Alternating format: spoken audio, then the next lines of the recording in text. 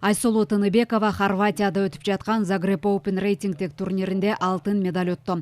Эл аралык мелдештин финалында кыргызстандык балбан америкалык спортчу Кайла Миракл менен күч сынашып, аны 7-0 эсебинде жеңип алды.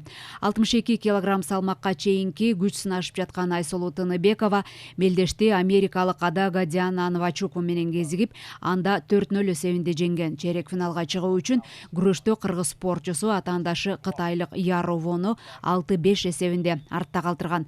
Ал эми чейрек финалда Тыныбекова орусиялык Алина Касабиеваны 7-3 эсебинде жеңип алган. Жарым финалга болсо мүмкүнчүлүк алгандан кийин ал Айсулуу Тыныбекова япониялык Сакура Мотоки менен күч сынашып, акыркы аракети үчүн япониялык балбанды 3-3 эсебинде жеңип алды.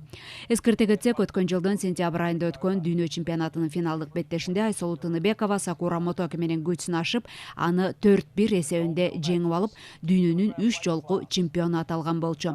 Ошентип бул жолку Айсулуу Тыныбекованын финалдык беттеши буга чейин көп жолу килемге күч сынашкан америкалык спортчу Кайла Миракл менен дал келип, аны 7-0 эсебинде жеңип, алтын медалдын ээси болду.